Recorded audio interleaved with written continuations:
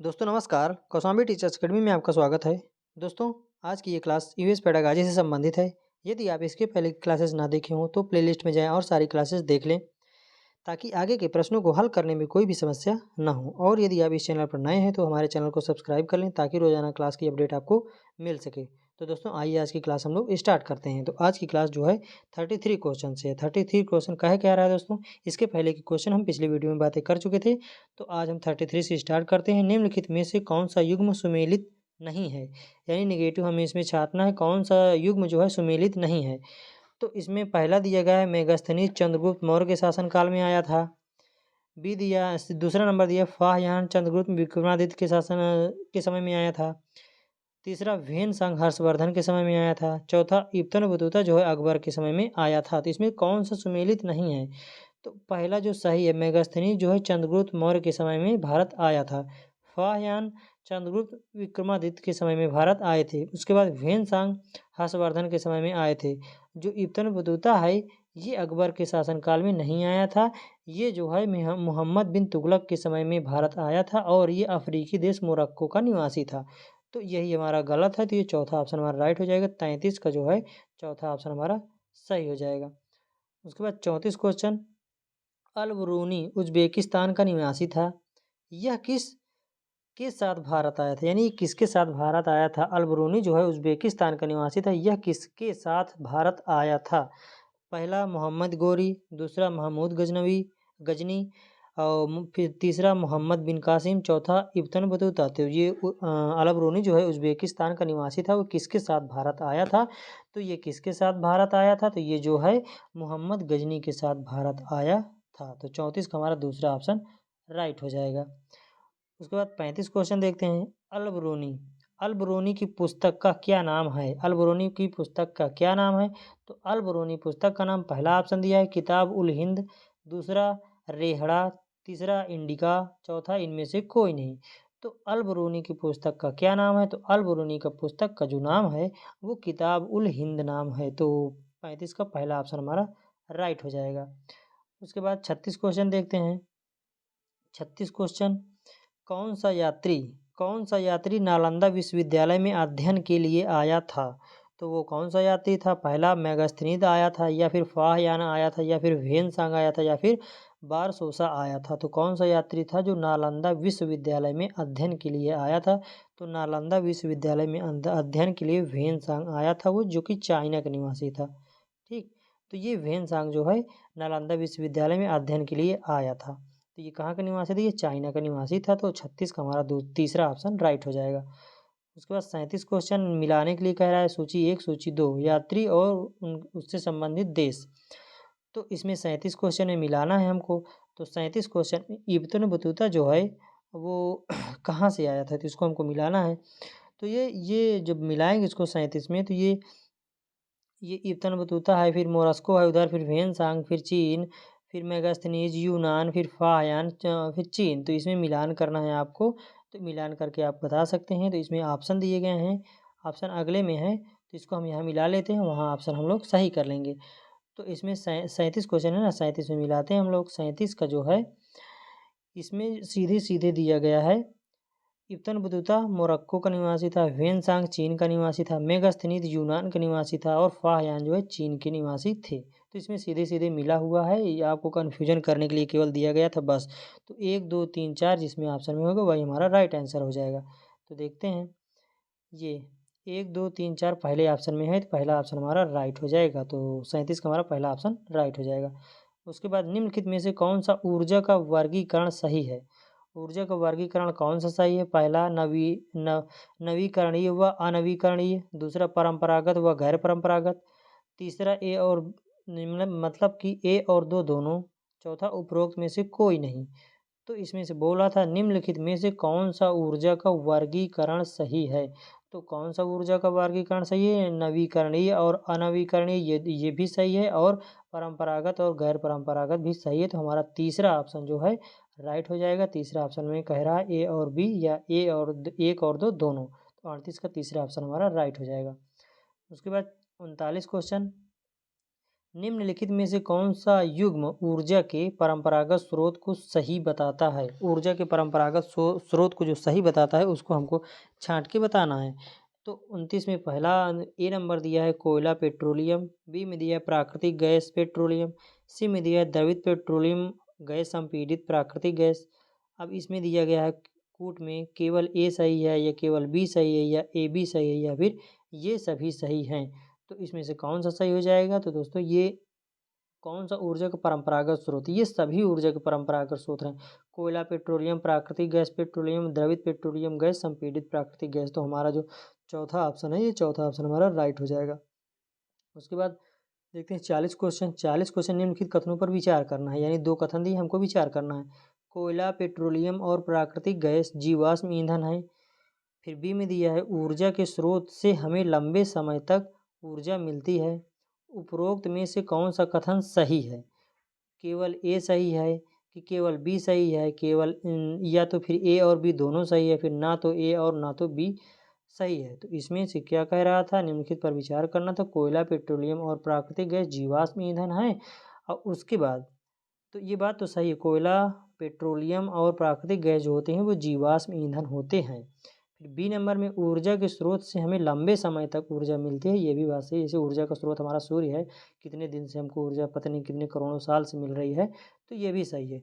तो हमारा तीसरा ऑप्शन राइट हो जाएगा, ए और बी दोनों राइट आंसर हो जाएगा।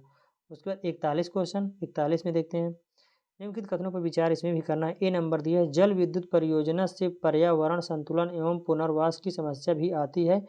बी बायोगैस का उपयोग प्रायः खाना बनाने में होता है। सी नाभिकीय नाभिकीय ऊर्जा में अत्यधिक मात्रा में बिजली उत्पादन नहीं होता है। तो इसमें से कौन सा हमारा सही हो जाएगा, कौन सा गलत हो जाएगा, इसको छांट के हमको बताना है। तो इसमें से क्या, इसमें 41 नंबर में कह रहा था, तो 41 नंबर में जो है दोस्तों, ये जल विद्युत परियोजना से पर्यावरण संतुलन व पुनर्वास की समस्या आती है, ये सही बात है। क्योंकि मान लीजिए कहीं डैम बना दिया गया और यहाँ पूरा पानी भर गया, तो जल विद्युत परियोजना से पर्यावरण संतुलन व पुनर्वास की समस्या आती है। अब जहाँ यहाँ सूखा पड़ गया, यहाँ फिर लोग नहीं रहना स्टार्ट रहेंगे और यहाँ पानी रहेगा, जहाँ रहना स्टार्ट कर देंगे तो पुनर्वास भी होता है और क्या होता है, संतुलन भी बिगड़ता है इधर उधर। तो ये बात सही है। बायोगैस का प्रयोग प्रायः खाना बनाने में होता है, ये भी बात सही है। लेकिन नाभिकीय, ये सी नंबर कह रहे हैं, नाभिकीय ऊर्जा में अत्यधिक मात्रा में बिजली उत्पादन नहीं होता, ये बात गलत है। बिजली उत्पादन अत्यधिक मात्रा में होता है। तो ये सी हमारा आंसर नहीं होगा, बाकी हमारा राइट आंसर हो जाएगा। तो ए और बी ये पहले ऑप्शन में है, हमारा ये राइट हो जाएगा। तो हमारा 41 का ए नंबर, पहला नंबर हमारा राइट हो जाएगा। उसके बाद 42 क्वेश्चन निम्नलिखित को सुमेलित करना है, इसको भी 42 क्वेश्चन में। तो 42 क्वेश्चन में कहा क्या रहा है, कोयला एक तरफ मीथेन, एक तरफ द्रवित पेट्रोलियम, ब्यूटेन, फिर संपीड़ित गैस, फिर कार्बन, इसको मिलान करना है। तो इसको जब हम मिलान करेंगे तो कोयला जो है कार्बन से बनता है, कार्बन का प्ररूप होता है, तो इसको कार्बन से मिला देंगे। फिर द्रवित पेट्रोलियम गैस जो है वो किससे मिलाएंगे, द्रवित पेट्रोलियम गैस, फिर संपीड़ित गैस। तो द्रवित पेट्रोलियम गैस जो है वो दूसरे का दूसरा ब्यूटेन होता है, फिर उसके बाद संपीड़ित गैस जो होता है वो मीथेन होता है। तो हमारा कौन सा मिल जाएगा, तो हमारा हो जाएगा 3 2 1, यानी पहले का तीसरे में मिलाए हैं, दूसरे का दूसरे में मिलाए हैं, तीसरे का एक में मिलाए हैं, तो 3 2 1। अब देखते हैं इसमें ऑप्शन में, तो 3 2 1 किस में है, तीसरे नंबर में 3 2 1 है, तो तीसरा नंबर हमारा राइट हो जाएगा। कौन सा क्वेश्चन था ये, 42 का जो हमारा तीसरा ऑप्शन राइट हो जाएगा, 3 2 1 ये। उसके बाद अगला देखते हैं, बायोडीजल के विषय में कौन सा कथन सही है। बायोडीजल जो प्राकृतिक डीजल होता है उसके बारे में कौन सा कथन सही है, इसको हमको बताना है। तो बायोडीजल जट्राइफा एक रतन जोत नाम का एक पौधा होता है के बीजों से प्राप्त किया जाता है बायोडीजल, ये बोल रहा है। फिर उसके बाद देश का पहला बायोडीजल संयंत्र आंध्र प्रदेश के काकीनाडा में लगाया गया था या लगाया गया है। बायोडीजल काराकास व पोनगोनिया आदि के बीजों से भी प्राप्त किया जाता है। तो इसमें कौन कौन सा सही है, 3 आपको कोड दिए गए हैं, इसमें तीनों में से कौन कौन सा सही है आपको छांट के बताना है। तो इसमें से जो है, इसमें से ये जो होता है बायोडीजल होता है, बायोडीजल जिट्रोफा एक रतन जोत नामक पौधा होता है, उसके बीज से प्राप्त किया जाता है, ये बात सही है। देश का पहला बायोडीजल संयंत्र आंध्र प्रदेश के काकीनाडा में लगाया गया था, ये भी बात सही है। बायोडीजल काराकास व क्या लिखा है ये पोगनोनिया आदि के बीजों से भी मिलता है, ये भी बात सही है। इतने हार्ड वर्ड होते हैं, पढ़ने में थोड़ा दिक्कत होता है। तो तीनों हमारा राइट आंसर हो जाएगा, तो ये हमारा फोर्थ ऑप्शन में सही हो जाएगा। उसके बाद चौथा क्वेश्चन 44 क्या कह रहा है, निम्नलिखित कथनों में से कौन से वायु प्रदूषण के कारक हैं? वायु प्रदूषण के कारक कौन कौन से हैं? धूल भरी आंधी, ज्वालामुखी विस्फोट, वनोन्मूलन, शहरीकरण। तो वायु प्रदूषण के कारक कौन कौन से आपको छांट के बताना है। तो ये वायु प्रदूषण के कारक कौन कौन से हो सकते हैं? तो वायु प्रदूषण के कारक ये जो है सभी हो सकते हैं।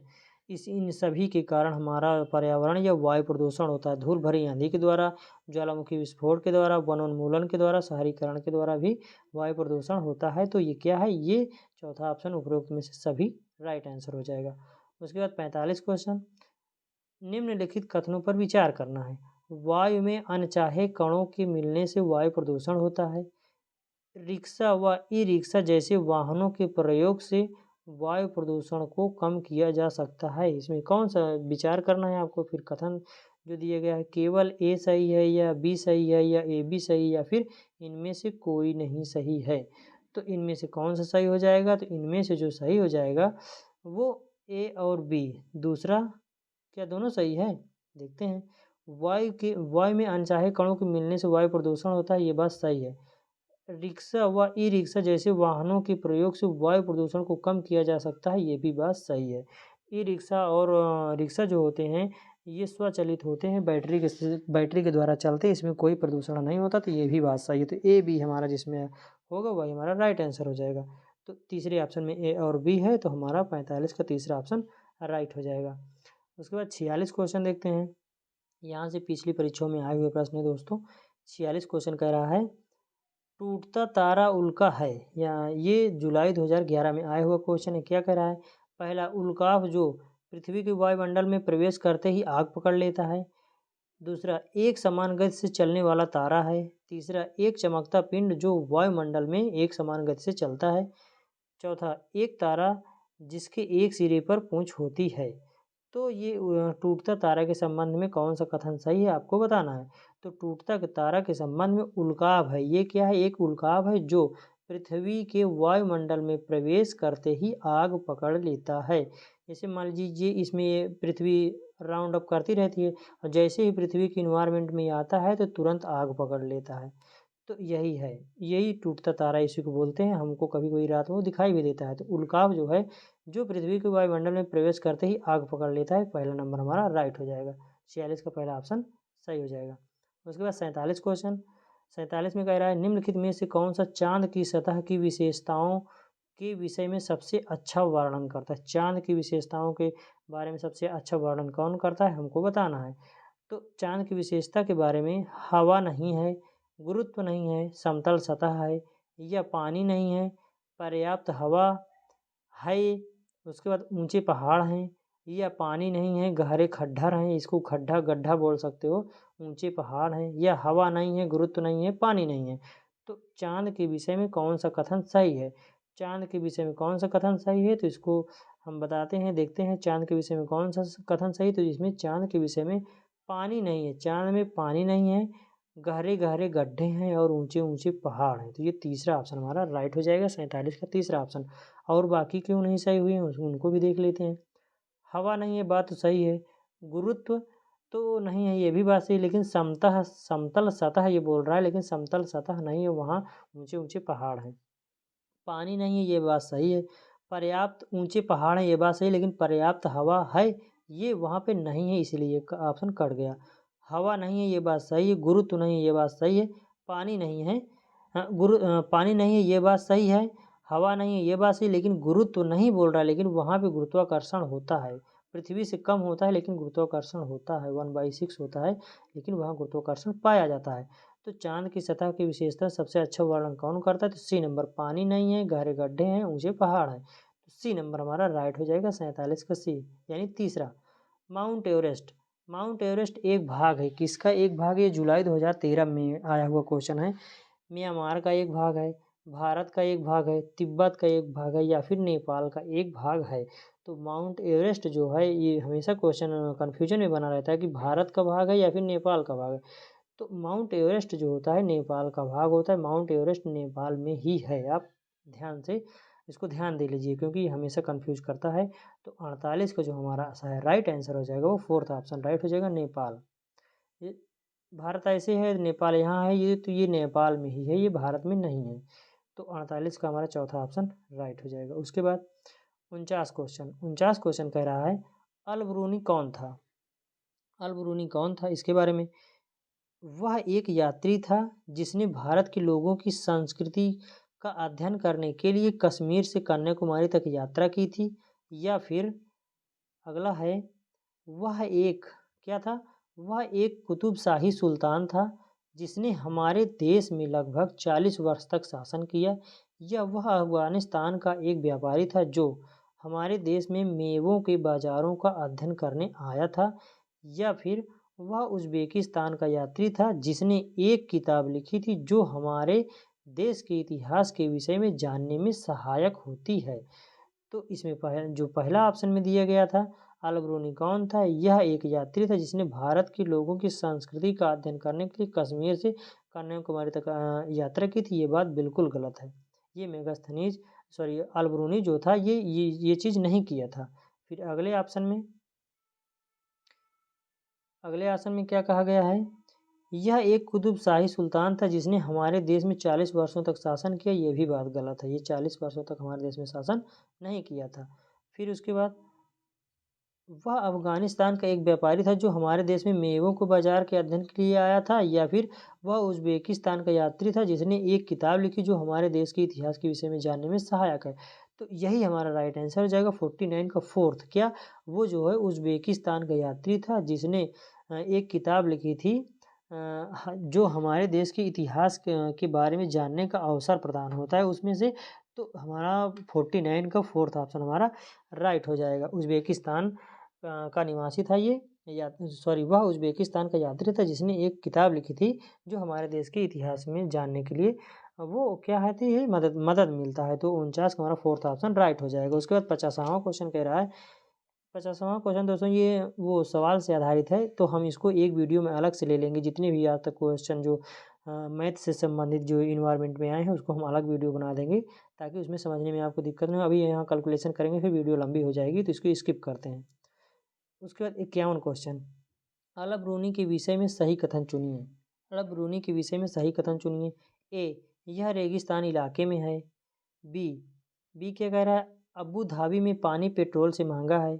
सी, यहाँ की स्थानीय भाषा अरबी है। डी, अबू धाबी की मुद्रा या रुपए को दीनार कहते हैं। तो इसमें कौन सा सही हो जाएगा, ए बी सी सही है या ए सी डी सही है या फिर बी सी डी सही है या ए डी बी सही है। तो कौन सा सही हो जाएगा, तो ये जो जिसके बारे में अबू धाबी के बारे में जो है वो यह रेगिस्तानी इलाके में है, ये बात सही है।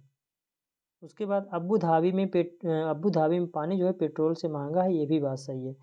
उसके बाद यहाँ की अस्थाई भाषा अरबी है, ये भी बात सही है। लेकिन ये जो कह रहा है अबू धाबी की मुद्रा रुपए को दीनार बोलते हैं, दीनार नहीं दिरहम बोलते हैं। क्या, दिरहम, अबू धाबी की मुद्रा को दिरहम बोलते हैं। यूनाइटेड अरब अमीरात अबू धाबी। तो ये ऊपर के तीनों ए बी सी तीनों राइट हैं, डी ऑप्शन गलत है। तो हमारा ये पहला ऑप्शन राइट हो जाएगा। कह रहा है ए बी सी तीनों, तो ये तीनों ऑप्शन हमारा राइट हो जाएगा। डी जो है दीनार नहीं होते दिरहम होता है, तो इसीलिए ये गलत हो गया था। पहला ऑप्शन हमारा राइट हो जाएगा 51 का पहला। उसके बाद 52, माउंट एवरेस्ट के विषय में सही कथन चुनिए। माउंट एवरेस्ट के विषय में सही कथन आपको चुनना है। पहला, यह जम्मू और कश्मीर का एक भाग है और इसकी चोटी की ऊंचाई 8,900 मीटर है। या यह नेपाल का एक भाग है और इसकी चोटी की ऊंचाई 8,848 मीटर है। या फिर यह भारत का भाग है और इसकी चोटी की ऊंचाई 8,900 मीटर है। या यह तिब्बत का भाग है और इसकी चोटी की ऊंचाई 8,950 मीटर है। तो 52 का हमारा जो राइट आंसर हो जाएगा वो ये है, यह नेपाल का भाग है और इसकी चोटी की ऊंचाई 8,848 मीटर है। ना तो ये भारत का भाग है, ना तो जम्मू कश्मीर का भाग है और ना तो ये तिब्बत का भाग है। ये क्या है, ये नेपाल का भाग है और इसकी चोटी की ऊंचाई 8,848 मीटर है। तो दूसरा ऑप्शन हमारा राइट हो जाएगा। 53 देखते हैं। राधा, क्या राधा विभिन्न प्रकार की यात्रा टिकटों का उपयोग करती है? ऐसे टिकटों के उपयोग से निम्नलिखित में से किस संकल्पना पर प्रभावपूर्ण ढंग से चर्चा की जा सकती है? सीटेट फरवरी 2015 में ये आया हुआ क्वेश्चन है। तो यदि राधा नाम की एक बच्ची है, विभिन्न प्रकार की टिकटों का उपयोग करती है, तो वो किस संकल्पना का प्रभावपूर्ण ढंग से चर्चा कि उस पर किस प्रकार के प्रभावपूर्ण ढंग से जो है चर्चा की जा सकती है, इसके बारे में हमको बताना है। तो 53 में जो पहला ऑप्शन दिया गया है वो दिया गया है अगला, अलग अलग साधनों से यात्रा करने पर यात्रा की लागत भी भिन्न होती है। ये यात्रा की लागत उस वाहन द्वारा प्रयुक्त ईंधन पर निर्भर करती है, या सार्वजनिक परिवहन से एक स्थान से दूसरे स्थान जाने के लिए हमें टिकट चाहिए, या आरक्षण प्रक्रिया की समझ। फिर सर्वाधिक उपयुक्त ऑप्शन सी और डी है, या ए और डी है, या ए और सी है, या फिर बी और सी है। तो सबसे उपयुक्त ऑप्शन हमारा कौन सा हो जाएगा, उसको हमको बताना है। तो सबसे उपयुक्त जो ऑप्शन हमारा हो जाएगा वो हो जाएगा ए और सी, यानी तीसरा ऑप्शन हमारा राइट है। क्यों, देखते हैं इसको हम। ए में बोल रहा है अलग अलग साधनों से यात्रा करने पर यात्रा की लागत भिन्न प्रकार होती है। हाँ, अलग अलग साधनों पे अगर अलग अलग यात्रा करते हैं तो जो लागत होती है, आपका किराया होता है, वो भिन्न होता है। उसके बाद सार्वजनिक परिवहन से एक स्थान दूसरे स्थान जाने के लिए हमें टिकट की आवश्यकता होती है। ये बात सही, आरक्षण की प्रक्रिया की समझ, और ये भी गलत हो जाएगा। तो हमारा जो तीसरा ऑप्शन दिया गया है 53 का, तो तीसरा ऑप्शन ए और सी हमारा राइट आंसर हो जाएगा। उसके बाद 54 का, केरल के निकटवर्ती राज्य कौन कौन से हैं?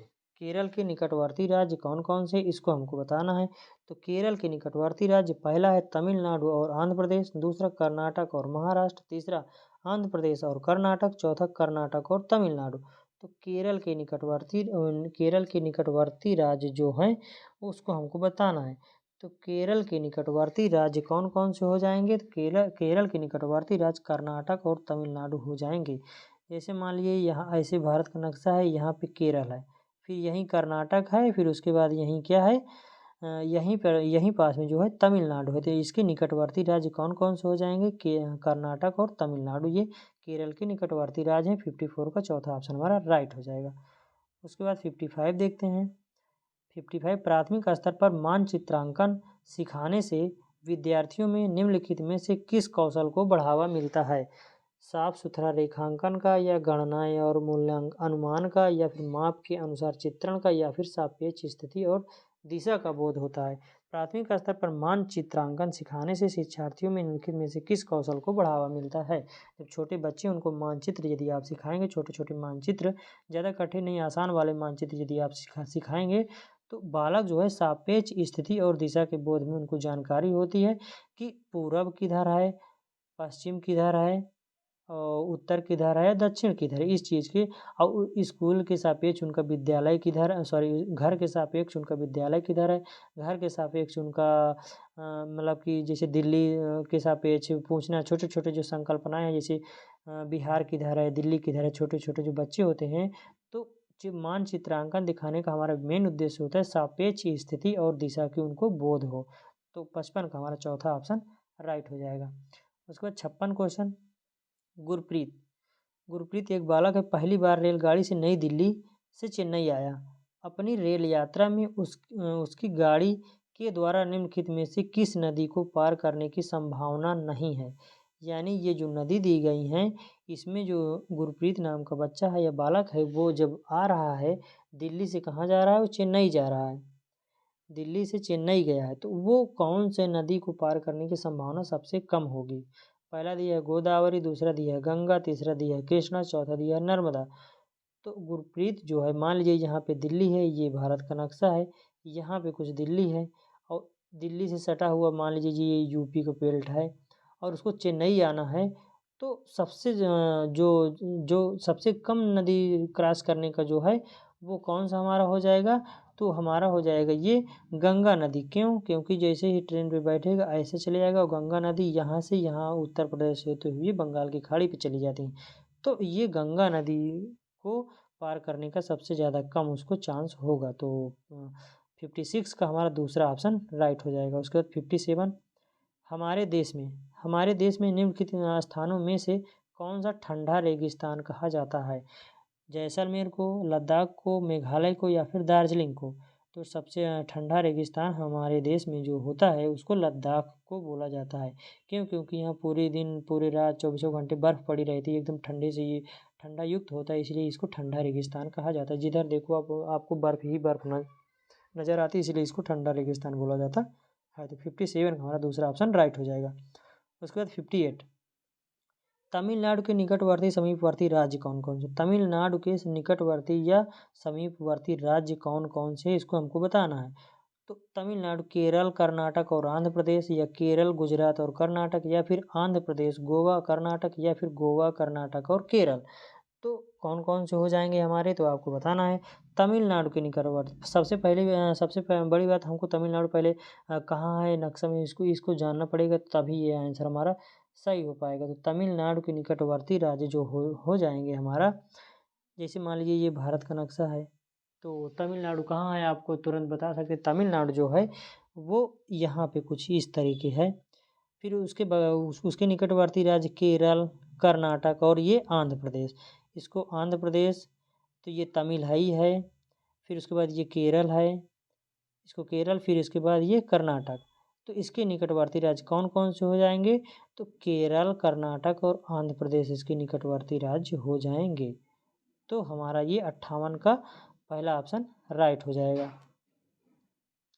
उसके बाद निम्नलिखित में से कौन से राज्य जम्मू कश्मीर के पड़ोसी राज्य हैं? जम्मू कश्मीर के पड़ोसी राज्य, अब मान लीजिए जम्मू कश्मीर कुछ यहाँ पे है, और उसके बाद उसके पड़ोसी राज्य, तो उसके पड़ोसी राज्य कौन कौन से हो जाएंगे? पड़ोसी राज्य का मतलब उससे सटे हुए जो राज्य मिल रहे हैं उसी को। तो यहाँ पे हिमाचल प्रदेश है, यहाँ पे कुछ हिमाचल प्रदेश है, और फिर यहाँ पे उत्तराखंड है, फिर यहाँ पे यूपी है। तो यहाँ पे जम्मू कश्मीर इसके पड़ोसी राज्य कौन कौन से हो जाएंगे? हिमाचल प्रदेश और उत्तराखंड। कहाँ दिया गया ऑप्शन में? हिमाचल प्रदेश और उत्तराखंड कहीं है? पहले ऑप्शन में दिख रहा है, तो हिमाचल प्रदेश और उत्तराखंड, या फिर हिमाचल प्रदेश पंजाब, या फिर हिमाचल प्रदेश उत्तर प्रदेश, या फिर उत्तराखंड और राजस्थान। तो 59 का जो हमारा दिया है हिमाचल प्रदेश और पंजाब। कैसे? ये गलत हमको लग रहा है, 59 का जो है गलत लग रहा है क्या?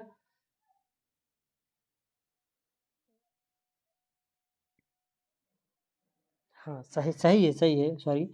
जैसे मान लीजिए यहाँ पे है, ये भारत का नक्शा है, यहाँ पे है, तो इसमें जो है हिमाचल प्रदेश यहाँ है, पंजाब यहाँ है, इसके बाद ये यूपी होता है। तो सबसे ज़्यादा नज़दीक ये है, तो हिमाचल प्रदेश और पंजाब दूसरा ऑप्शन हमारा राइट हो जाएगा। 59 का हमारा दूसरा राइट हो जाएगा। दोस्तों आज यहीं तक करते हैं। यदि हमारा वीडियो पसंद आया हो तो हमारे चैनल को सब्सक्राइब जरूर कर लें, ताकि रोज़ाना क्लास की अपडेट आपको मिल सके, और अपने दोस्तों को भी शेयर कर सकते हैं। धन्यवाद। जय हिंद।